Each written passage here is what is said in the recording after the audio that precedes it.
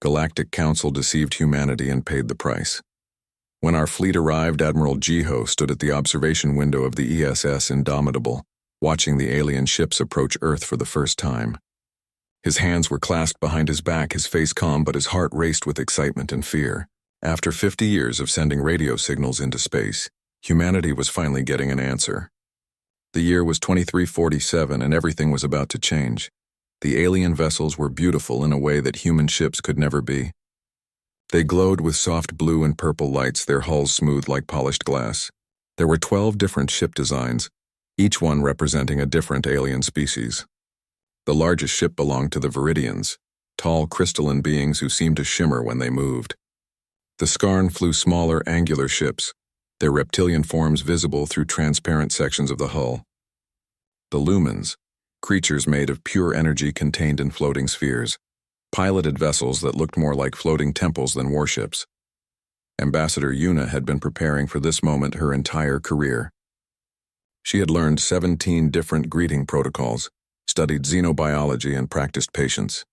Now, as she waited in the diplomatic chamber, she felt small and young. The weight of representing all of humanity pressed down on her shoulders like a physical thing. The first meeting took place aboard the Indomitable. The Viridian representative, who asked to be called Speaker Telvan, towered over the human delegation. His crystalline body reflected the lights of the chamber, creating dancing patterns on the walls. When he spoke, his voice came through a translator device that made it sound like wind chimes. "Humanity," Telvan said, spreading his long arms wide. "We welcome you to the galactic community. For too long you have been alone in the darkness. Now you will join the Galactic Council, an alliance of civilized species who have brought peace and prosperity to this entire region of space." The other aliens nodded and made gestures of agreement. The Skarn representative, a scaled creature named Horvath, hissed softly, and what the translator said was approval. The lumen simply pulsed with warm, golden light. Yuna felt hope bloom in her chest. "We are honored," she said, bowing as protocol demanded. "Humanity has dreamed of this day. We have so much to learn from you, and we hope we can contribute to your great civilization." "Oh, you will contribute greatly," Telvan said, and something in his tone made Admiral Jiho's eyes narrow slightly. "We have a treaty prepared. It is the standard agreement all new member species must sign. It ensures peace and fair distribution of resources." The treaty was 300 pages long. Yuna and her team of lawyers and scientists studied it for 3 weeks. The aliens were patient, answering questions and providing clarifications. The treaty promised humanity access to advanced medical technology that could cure cancer and extend human lifespans by decades. It offered membership in the Council's trading network, which spanned thousands of worlds. All Earth had to do was agree to let the Council manage the asteroid belt and the outer colonies. The Council would also help humanity transition to a peaceful society by gradually reducing its military forces. Captain Minho, head of Earth's intelligence division, was not convinced. He was a thin man with sharp eyes that missed nothing. While the diplomats talked and smiled, Minho's team worked in secret, analyzing every piece of data the aliens sent. They found something disturbing hidden in the alien computer systems. "Admiral," Minho said during a private meeting, "I don't trust them. Their translation software contains hidden code. I had our best programmers examine it. There are classification protocols embedded in their databases. They're not labeling us as new members or allies. They're using terms that translate to resource world and client species." Jiho frowned, studying the data on Minho's tablet. "Are you certain? This could just be a misunderstanding. Maybe their language works differently. I've checked it 17 different ways, sir. This isn't a translation error. They're planning something and I don't think we're going to like it." Jiho wanted to believe Minho. His gut told him something was wrong. But when he brought his concerns to the civilian government, they dismissed him. President Chen spoke for the entire Council of Nations when she said, "We cannot let paranoia destroy our chance at joining the galactic community. These beings have traveled across the stars to offer us friendship. We will not insult them with baseless suspicions." The treaty was signed in a grand ceremony broadcast to every human on Earth and in the colonies. Yuna's hand shook slightly as she pressed her thumb to the digital signature pad. Speaker Telvan's crystalline face seemed to smile, though it was hard to tell with his alien features. "Welcome to the Council," Telvan said. A new era begins today. The changes started immediately. Council technical advisors arrived to help Earth dismantle its military fleet. They said it was unnecessary in a peaceful galaxy. Why waste resources on weapons when those resources could feed people and explore the stars? Most of Earth's warships were decommissioned, their weapon systems removed, their crews reassigned to civilian work. The Council asked for detailed scans of Earth's defensive capabilities. They wanted to know where all the military bases were located, how many soldiers humanity had, where the population centers were concentrated. For the Central Registry, they explained, all member species must be documented. Admiral Jiho watched as his fleet was torn apart piece by piece. He had spent 30 years in the military, rising from a junior officer to the supreme commander of Earth's space forces. Now his life's work was being undone, and he was powerless to stop it. When he protested too loudly, the government forced him into early retirement. On his last day in uniform, Captain Minho met him in a quiet bar near the old naval headquarters. They drank in silence for a while, watching news coverage of another warship being scrapped. Some of the fleet refused to comply, Minho said quietly, making sure no one could overhear. General Taehyun and about 50 ships. They took their vessels and disappeared 3 months ago. No one knows where they went. Jiho looked at his old friend. The government must be looking for them. They are. But Taehyun was smart. He took the best ships, the newest ones with the most advanced technology, and he took 50,000 people with him. Engineers, scientists, soldiers. People who didn't trust the aliens. Why are you telling me this? Minho finished his drink. Because you were right to be suspicious. And because if things go wrong, Taehyun might be our only hope. 3 months later, the Council's medical technology arrived on Earth. Clinics were established in every major city, offering free treatments to anyone who wanted them. Millions of people lined up to receive the genetic therapies that would cure diseases and extend their lives. They didn't know that the treatments contained something else, something that would slowly make humanity sterile over the course of several generations. In orbit above Earth, more Council ships arrived every week. They said they were there to help, to protect, to guide humanity into its new role. But Admiral Jiho, watching from his small apartment on the outskirts of Seoul, knew the truth that most of humanity was blind to. They weren't protectors. They were predators. And they had just convinced humanity to remove its own teeth and claws. The trap had been set perfectly, and humanity had walked into it with open arms and grateful smiles. Soon the Council would spring that trap shut, and when they did, Earth would learn the cost of trusting too easily. But somewhere out in the darkness of space, General Taehyun and his fleet were preparing for the day when humanity would need to fight back. They were building something the aliens had never seen before. They were building hope. A Galactic Council deceived humanity and paid the price. When our fleet arrived, 3 years had passed since the signing of the treaty. Captain Hyunwoo commanded the patrol frigate Darwin's Eye, one of the few military vessels Earth was still allowed to operate. His ship was small and lightly armed, barely more than a customs cutter with some sensors and a few defensive weapons. The Council had been very clear. Humanity no longer needed a real military. The Council would protect them. Hyunwoo was 32 years old and had joined the Space Force as a teenager, dreaming of exploring the stars. Instead, he spent his days running boring patrol routes at the edge of the solar system, checking cargo manifests and making sure mining operations followed Council regulations. It was mind-numbing work, but it was better than being unemployed like most of his former colleagues. His second officer, Commander Nari, sat at the communication station, looking as bored as Hyunwoo felt. She was monitoring the standard Council data streams, the endless river of bureaucratic information that flowed between the alien ships and their homeworlds. Most of it was encrypted, but the Council shared the routine stuff with their junior partners. Another shipment of medical supplies coming in, Nari said, not even looking up from her screen. Looks like they're expanding the clinics in New Tokyo and Mumbai. At least they're keeping their promises about healthcare. Hyunwoo grunted. His sister had received the genetic therapy 2 years ago. Her cancer was gone, completely cured. He couldn't argue with results like that. Maybe the Council really did have humanity's best interests at heart. Maybe Admiral Jiho and Captain Minho had been wrong to be so paranoid. The alarm on Nari's console beeped softly. She frowned, leaning closer to her screen. That's odd. I'm picking up an unencrypted transmission from one of the council ships. Unencrypted? That doesn't sound like them. They usually lock down everything. I know. It looks like a communication error. One of their ships must have a malfunction in their security protocols. The message is broadcasting in the clear. Nari's fingers flew across her keyboard, pulling up the transmission. It's between two council vessels, looks like a routine status report. Hyunwoo walked over to look at her screen. Can you translate it? Working on it. The translation matrix is... Wait. Nari's face went pale. Her hand stopped moving. She read the screen again, then a third time, as if she couldn't believe what she was seeing. What is it? Sir, you need to read this. Hyunwoo read the translated message. Then he read it again. His blood turned to ice. The message was from a Skarn commander to a Viridian overseer, discussing Earth's integration progress.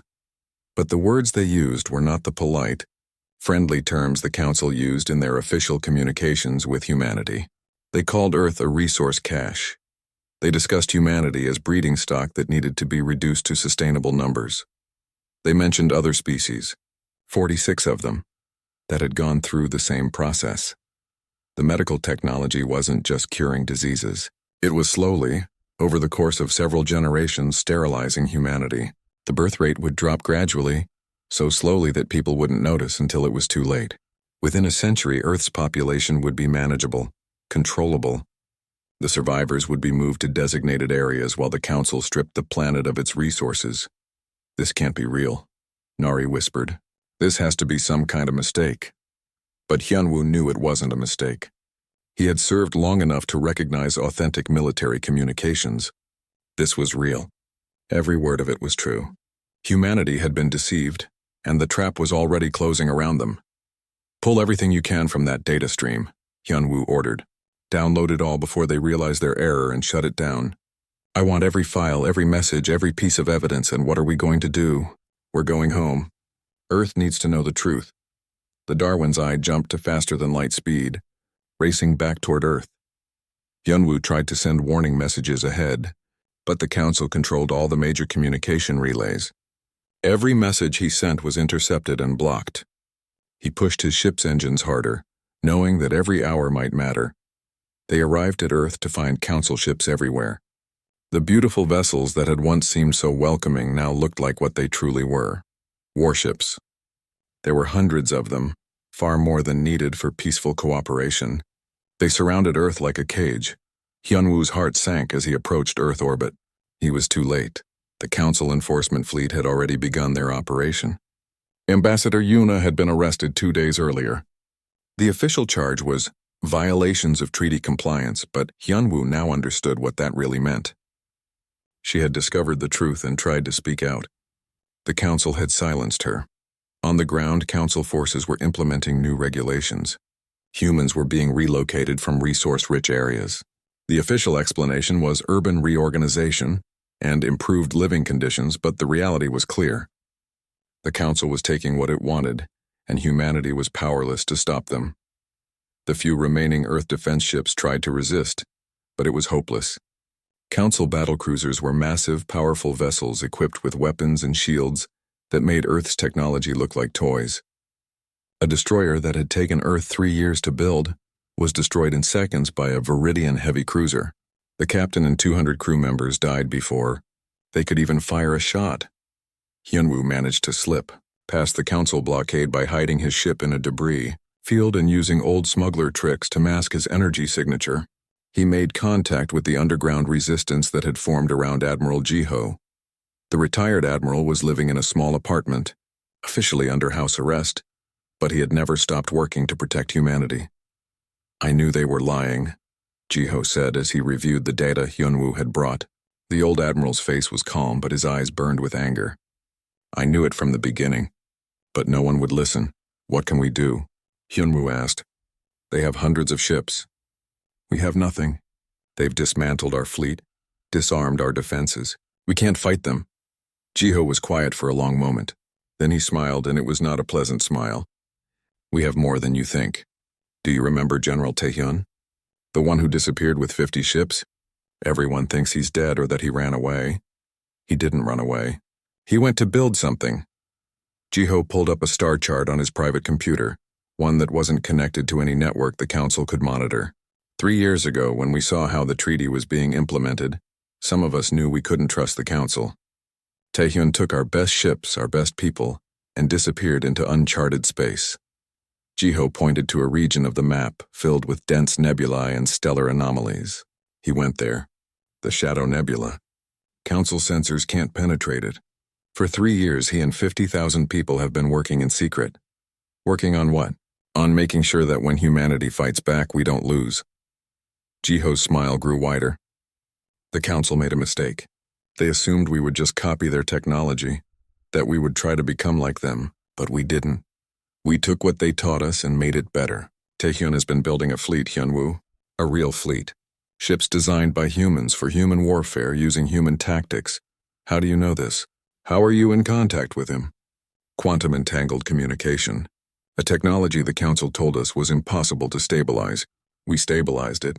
They can't intercept it, can't even detect it. Jiho activated a communication device hidden in his wall. I've been sending Taehyun updates on everything happening here. He knows about the occupation. He knows about the deception. And he's ready to come home. The device hummed to life and a voice came through distorted by distance and encryption, but still recognizable as human. Admiral Jiho, this is General Taehyun. We received your latest transmission. The fleet is ready. All ships are armed and operational. Crews are at full readiness. Say the word, and we'll begin our return to Earth. Jiho looked at Hyunwoo, then at Commander Nari, who had followed them from the ship. He thought about humanity, deceived and occupied, being slowly poisoned and stripped of everything they had built. He thought about the 46 other species the council had destroyed. He thought about Ambassador Yuna, arrested for telling the truth. Taehyun, Jiho said into the communicator, bring our people home. It's time to show the council what happens when you lie to humanity. Understood, sir. The fleet is moving out. We'll be at Earth in 10 days. Tell our people to hold on. Tell them we're coming. The communication ended. Jiho stood up, and for the first time in 3 years, he looked like the admiral he had once been. Hyunwoo, Nari, I need you to spread the word through the resistance. Tell everyone to be ready. When our fleet arrives, we're going to need every ship, every weapon, every person who can fight. They'll kill us, Nari said quietly. The council ships will destroy us before we can even begin. Maybe, Jiho admitted. But we're going to fight anyway, because that's what humans do. We don't surrender. We don't accept slavery. And we make damn sure that anyone who tries to destroy us pays the price. In orbit above Earth, the council ships continued their occupation, confident and unconcerned. They had done this 46 times before. They knew how it worked. Galactic Council deceived humanity and paid the price. When our fleet arrived, the Shadow Nebula was a place where stars were born. Giant clouds of gas and dust swirled in colors that human eyes were never meant to see. Radiation storms made sensors useless. Gravity wells appeared and disappeared without warning. It was beautiful, deadly, and the perfect place to hide. General Taehyun stood in the command center of Forge Station Alpha, looking out at the construction yards. 50 massive facilities floated in the nebula, each one building warships. The station hummed with activity.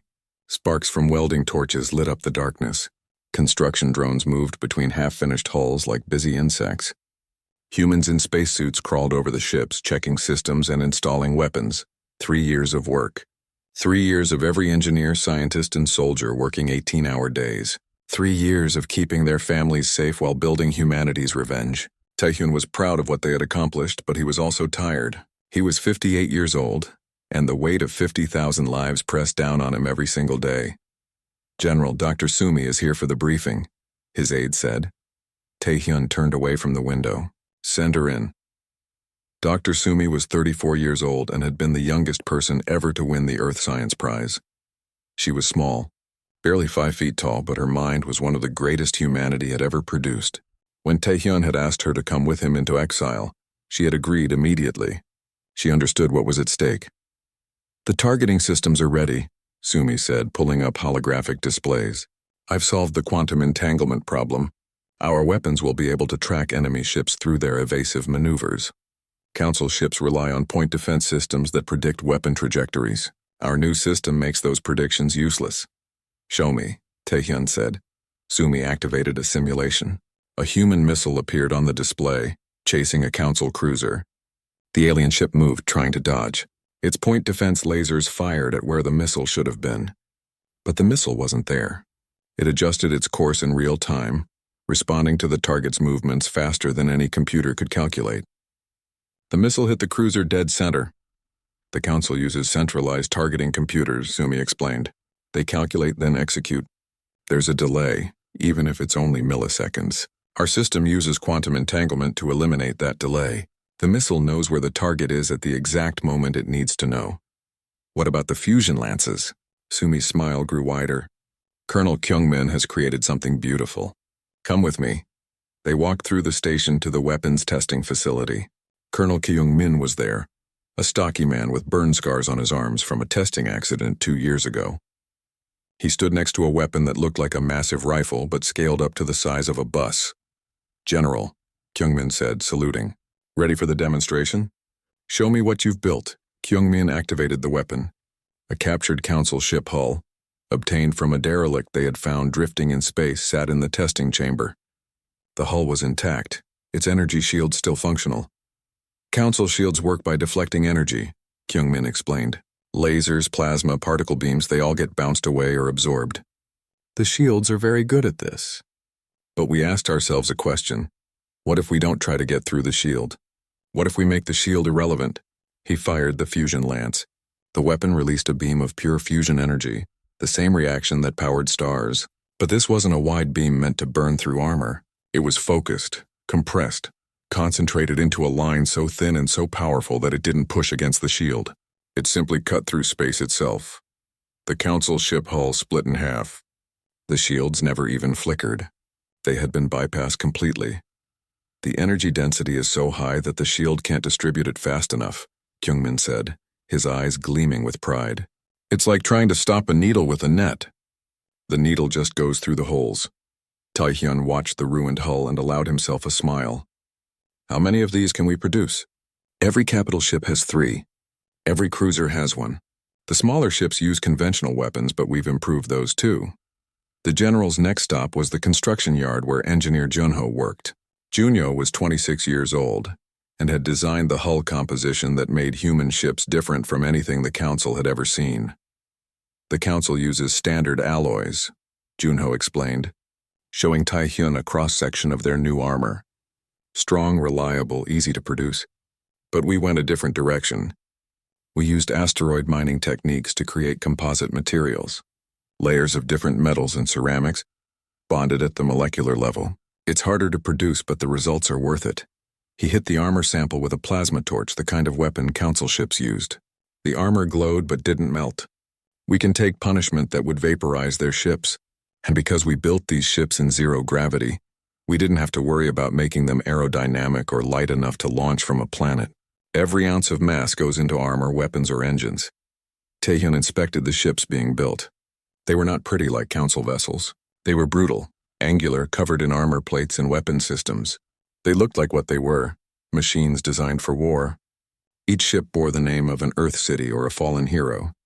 Seoul's fury, Tokyo's wrath, Mumbai's vengeance, London's defiance, New York's justice. How many ships do we have ready? Taehyun asked. 200 capital ships, 400 cruisers and destroyers, 600 smaller vessels. Every ship is armed, crewed, and ready for combat, Junho reported. 1,200 warships. Taehyun thought about the council fleet at Earth, and he knew it wouldn't be enough to win a straight battle, but they weren't going to fight fair. Humanity had learned warfare in the bloodiest centuries of their history. They had learned tactics, strategy, and the most important lesson of all. Sometimes the side that wants it more wins, even when they shouldn't. In the training facilities, soldiers practiced boarding operations. They studied council ship layouts obtained from technical manuals the aliens had foolishly shared during the friendship period. They learned how to fight in zero gravity, how to breach alien hulls, how to use enemy weapons against them. Captain Hana, commander of the destroyer Busan's Defiance, ran her crew through combat drills for the 10th time that day. They were fast, precise, and angry. Everyone here had lost something to the council's deception. Hana's brother had taken the genetic therapy and was now dying from complications the council said were impossible. She would make them pay for every lie. every betrayal, every human life they had harmed. Commander Dae-hyun led the fighter squadrons. The small, fast ships were equipped with EMP warheads specifically designed to disable Council systems. Their ships are controlled by central computers, Dae-hyun explained to his pilots. Take out the computer and the whole ship goes dark. Then the heavy ships can finish them off. Lieutenant Minji trained boarding teams. She was young, only 23, but she had grown up in the military. Her parents had both been officers before the Council forced Earth to disarm. She practiced with her team until they could breach and secure a ship in under 5 minutes. On the 10th day, Admiral Jiho's message arrived through the quantum communication system. The message was simple. Come home. Earth needs you. Tae-hyun called all senior officers to the command center, the room filled with the people who had sacrificed everything to build this fleet. They looked at him with hope and fear, waiting for his orders. Earth is occupied, Tae-hyun said. The Council has revealed their true intentions. They plan to destroy humanity, just like they've destroyed 46 other species. But they made a mistake. They assumed we would be easy victims. They assumed we would accept our fate. They were wrong. He activated the holographic display showing Earth surrounded by Council ships. We're going home. We're going to free our planet, rescue our people, and show the galaxy what humans do to those who threaten us. This won't be easy. Many of us will die. But we will fight because that's what we do. We protect our own. Dr. Sumi stood up. The fleet is ready, General. All systems are operational. Colonel Kyung-min nodded. Weapons are loaded and armed. Engineer Junho added, every ship is ready to launch. Captain Hana, Commander Dae-hyun, Lieutenant Minji, and dozens of other officers stood at attention, ready to follow Tae-hyun into battle. Then we go, Tae-hyun said. All ships prepare for departure. Plot course for Earth, maximum speed. We're bringing the fight to them. The fleet powered up their engines. 1,200 human warships built in secret, armed with weapons the Council had never imagined, crewed by people who had nothing left to lose. They moved out of the Shadow Nebula like a swarm of angry hornets, leaving the construction yards behind. The journey would take 10 days. 10 days to cover the distance between the nebula and Earth. 10 days for the Council to realize that their perfect plan had a fatal flaw. They had deceived humanity, but humans never forget. They had hurt Earth, but Earth was about to hurt them back, and when humanity arrived with their hidden fleet, the Council would learn a truth as old as war itself. The best way to ensure peace is to be ready for war, and humanity had spent 3 years getting ready. Galactic Council deceived humanity and paid the price. When our fleet arrived, High Counselor Vrek sat in his command ship, looking down at Earth with satisfaction. The blue planet was beautiful, and it would be even more beautiful once humanity was properly managed. In another 50 years, the population would be reduced to sustainable numbers. The survivors would work the mines and factories, grateful for the chance to serve the Council. This was Vrek's 47th conquest. He had done this so many times it was routine. The subject species always followed the same pattern: denial, anger, resistance, and finally acceptance. Humanity was currently in the resistance phase, but that would pass. It always did. Status report, Rex said to his tactical officer, a young Viridian named Kess. All ground operations proceeding as planned, High Counselor. The relocation centers are at 70% capacity. The mining operations in the asteroid belt have begun. The medical treatment programs continue. No significant resistance. And the human fleet? Completely neutralized, sir. They have fewer than 30 operational warships, all lightly armed patrol vessels. Their ground forces are scattered and poorly equipped. There is no military threat. Vrek nodded, satisfied. The humans had been so easy to deceive. They were emotional creatures, desperate for acceptance. All the Council had to do was offer friendship, and the humans had given away everything. It was almost sad how simple it had been. Sir, Kess said suddenly, I'm detecting unusual readings at the edge of the system. What kind of readings? Multiple faster-than-light signatures. Very large ones, counting. I showed 1,200 contacts emerging from hyperspace. Vrek sat up straight. That's impossible. There are no Council fleets scheduled to arrive. Check your sensors. Sensors are functioning normally, sir. The contacts are real. They're accelerating toward us at maximum speed. Their approach vectors are unusual. Very aggressive formation patterns. Identify them. What species? Kess worked at his console, then stopped. His crystalline face showed confusion. Sir, the energy signatures are not in our database. These are not council ships. The hull compositions, the engine emissions, the weapon signatures. I've never seen anything like this. Could they be from an unknown species? Possibly, but wait. I'm picking up communication signals. The language is... Kess paused, and for the first time in 3 years of service under Vrek, the young officer looked scared. High Counselor, they're speaking English. These are human ships. Vrek stood up so fast his chair fell backward. Impossible. We accounted for every human vessel. We have their complete military inventory. Where did these ships come from? I don't know, sir, but they're here. And they're firing! Captain Hana watched the Council fleet through her targeting display. After 3 years of waiting, 3 years of building and training and preparing, it was finally time. Her crew was ready. Every person on the Busan's Defiance knew their job. All weapons lock onto the nearest Council cruiser, Hana ordered. Fire when ready. The rail cannon spoke first. Unlike energy weapons, railguns used electromagnetic force to fire solid projectiles at incredible speeds. The Council's shields were designed to deflect energy, not mass. The depleted uranium rounds hit the Viridian cruiser at relativistic velocity. The impact was devastating. The shield flickered and died. Overloaded by kinetic energy it wasn't designed to handle. The rounds punched through the hull, tearing through the ship from bow to stern. Explosions erupted along its length. Within seconds, the cruiser was a floating wreck. Target destroyed, Hana's weapons officer reported. Selecting next target. Across the human fleet, the same scene repeated. Council ships that had seemed invincible suddenly found themselves facing weapons they couldn't defend against. The Viridian's crystalline hulls shattered under railgun impacts. The Skarn's angular ships were torn apart by fusion lances that cut through their shields like they weren't even there. The Lumen's energy-based vessels found themselves facing EMP warheads that disrupted their containment fields. Admiral Jiho stood on the bridge of General Taehyun's flagship, the Earth's Vengeance. He had smuggled himself aboard just before the fleet departed, knowing that this was where he needed to be. This was his fight, his chance to make the Council pay for what they had done. Deploy fighter squadrons, Jiho ordered. Target their command and control ships. We need to disrupt their communications. Commander Daehyun led 300 fighters into the battle. The small ships were fast and maneuverable, darting between the larger vessels like angry wasps.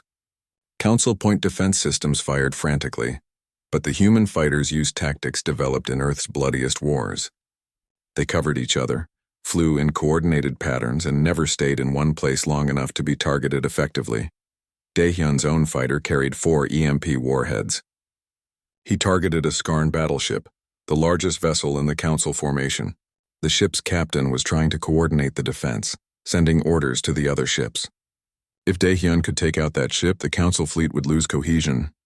Wing 3, provide cover, Daehyun said over the tactical channel. I'm going in. He dove toward the battleship, weaving through defensive fire. 2 Council fighters tried to intercept him, but human pilots were better. Daehyun had grown up flying, had spent 10,000 hours in simulators. The Council pilots relied on computer assistance and AI targeting. When Daehyun rolled, flipped, and dove in patterns no computer would predict, they couldn't follow. He released his EMP warheads at close range. All 4 hit the battleship's hull and detonated. The electromagnetic pulse swept through the ship's systems. Lights went dark. Weapons stopped firing. The ship went silent, dead in space. Kill confirmed, Daehyun reported. Enemy battleship disabled. Without their command ship, the Council fleet began to fall apart. Captains who had relied on orders from above suddenly had to make their own decisions. Some tried to fight. Some tried to run. None of them had been trained for this level of combat. The human fleet pressed their advantage. They had spent 3 years studying Council tactics, learning their weaknesses, preparing for this moment. Every captain knew the battle plan. Every crew knew their role. They fought like a single organism, each ship supporting the others. Lieutenant Minji's boarding team launched from a cruiser, targeting a disabled Council ship. Their assault shuttle attached to the alien hull. Breaching charges blew open a hole. Minji led her team inside, moving fast and staying low. The interior of the Council ship was alien and strange. The corridors were too wide, the lighting was wrong, the gravity felt slightly off. But Minji's team had practiced this in simulators. They knew where the bridge would be, where the engineering spaces were located, where the crew quarters were positioned.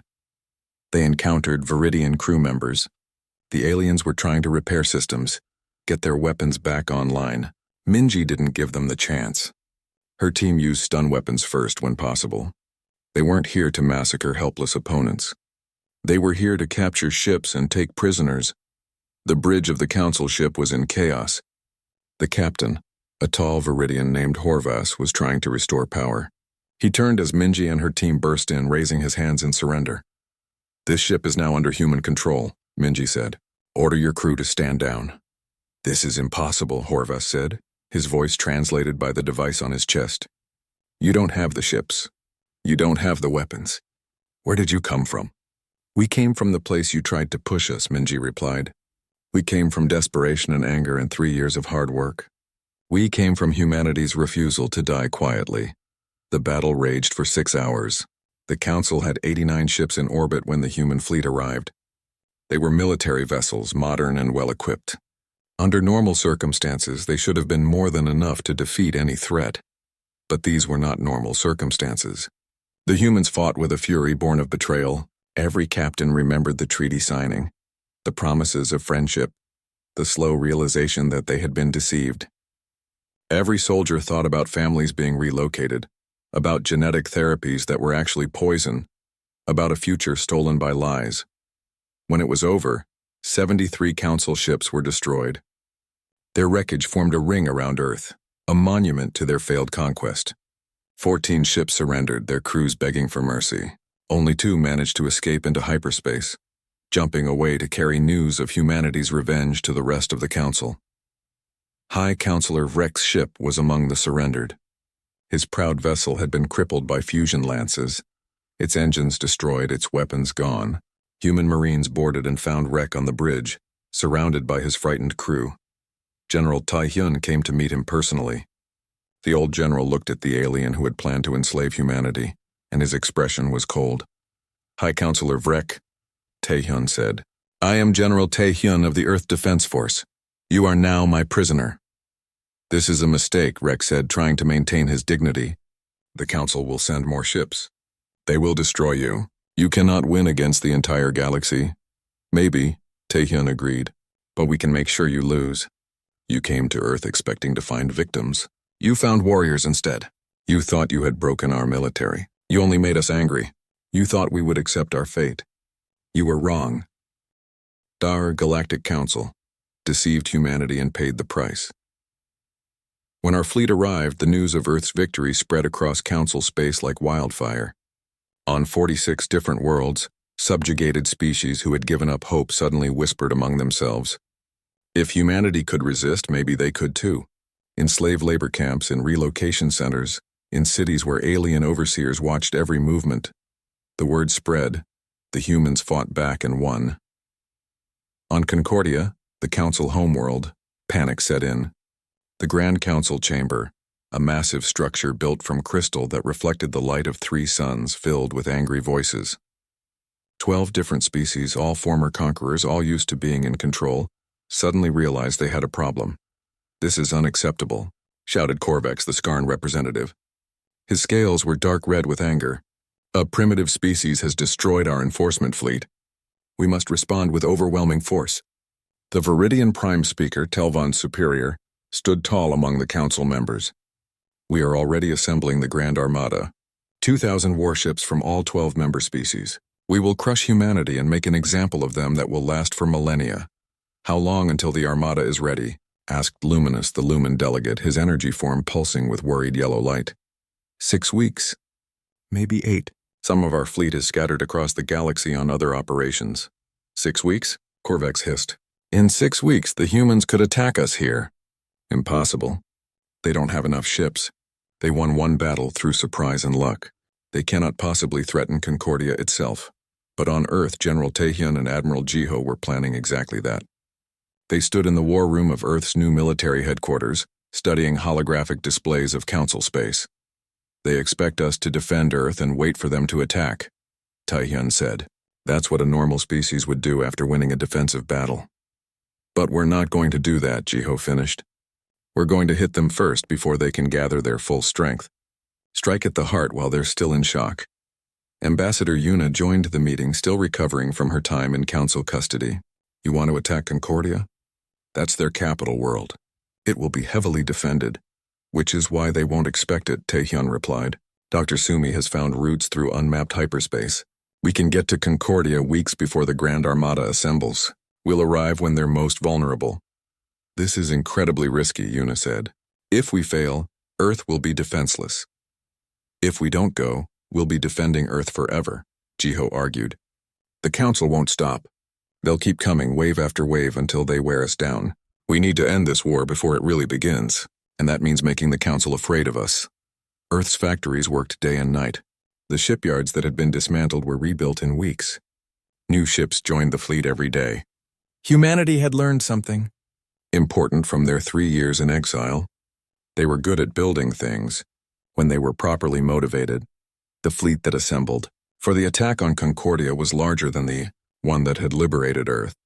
200 capital ships, 600 cruisers and destroyers, 1,000 smaller vessels. Every ship carried weapons designed to kill council vessels efficiently. Dr. Sumi briefed the navigation officers on the new routes she had discovered. These hyperspace lanes are unstable and dangerous. No one uses them because the risk is too high, but I've calculated safe passage windows. If we time it correctly, we can cut 3 weeks off the journey to Concordia. Colonel Kyungmin inspected the weapon systems one final time. Every ship is armed with fusion lances. We've also added a new weapon, gravity mines. They create localized gravity wells that pull ships out of formation. Once the council fleet is scattered, we pick them off one by one. Captain Hana prepared her crew for the largest battle humanity had ever fought. This time we're not defending our home, she told them. We're taking the fight to them. We're showing them that there are consequences for attacking Earth. Commander Daehyun ran his fighter pilots through advanced tactics. The council pilots rely on computer assistance. We've seen this. They're predictable. Use that against them. Be creative, be aggressive, and trust your instincts. Lieutenant Minji trained new boarding teams. After the success at Earth, Command wanted more teams ready to capture council ships. Every captured vessel could be studied, its technology reverse-engineered, its weaknesses learned. The fleet departed Earth 1 month after the liberation. As they jumped to hyperspace, millions of humans watched, hoping and praying for victory. Earth was rebuilding, but slowly. The Council's occupation had done terrible damage. Homes were destroyed. Families were separated. People were dying from the genetic therapies that had poisoned them.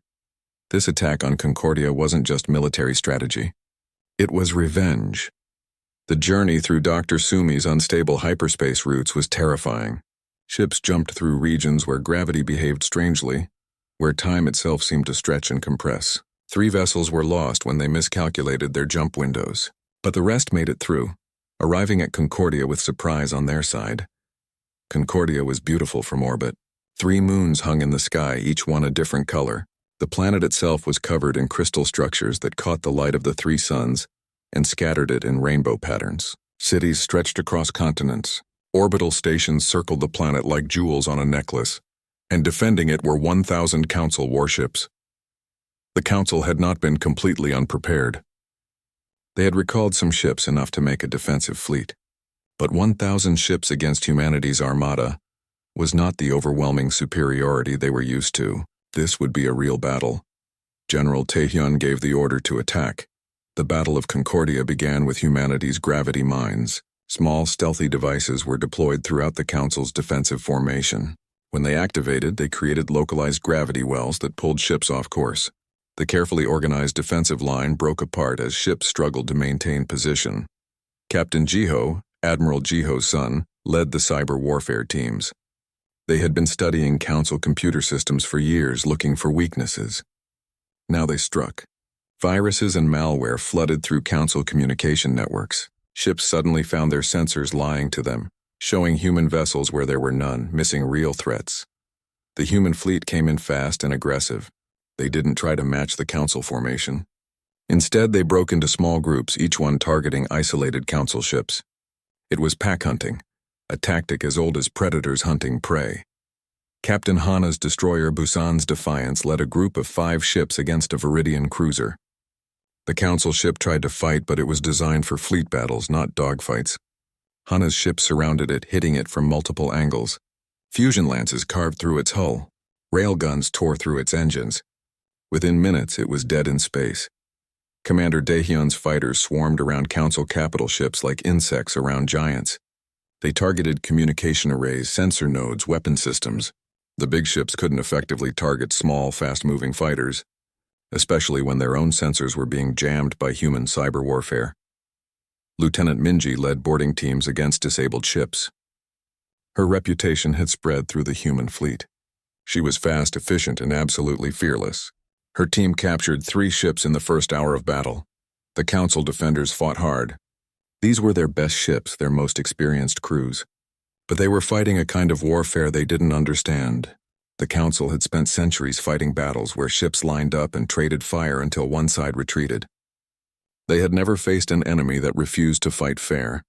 Humanity had learned warfare through thousands of years of conflict. They knew about flanking maneuvers, false retreats, concentrated fire, and psychological warfare. They knew how to adapt to changing conditions. Most importantly, they knew how to be vicious when necessary. The battle lasted 3 days. The sky above Concordia burned with explosions and weapons fire. Debris from destroyed ships fell into the atmosphere, creating meteor showers visible from the surface. On the planet below, billions of aliens watched their invincible military being torn apart by species they had dismissed as primitive. Admiral Jiho coordinated the fleet from the flagship's command center. He was 70 years old and had been fighting the Council for 6 years, first with intelligence work, then with open warfare. This battle would determine whether humanity survived as a free species or was hunted to extinction. On the second day, reinforcements arrived for the Council. 300 ships from nearby systems rushing to defend their homeworld. It should have turned the tide of battle, but humanity had been waiting for this. As the reinforcements dropped out of hyperspace, they found themselves in a trap. Dr. Sumi had calculated their most likely arrival points. Human ships were waiting. The reinforcements found themselves under attack before they could even orient themselves. Some tried to flee. Some tried to fight. None of them helped the defenders. By the third day, the Council fleet was broken. Ships surrendered or retreated. The orbital stations were captured by boarding teams. The planetary defense systems were disabled by cyber attacks. General Taehyun ordered the fleet to hold position over Concordia.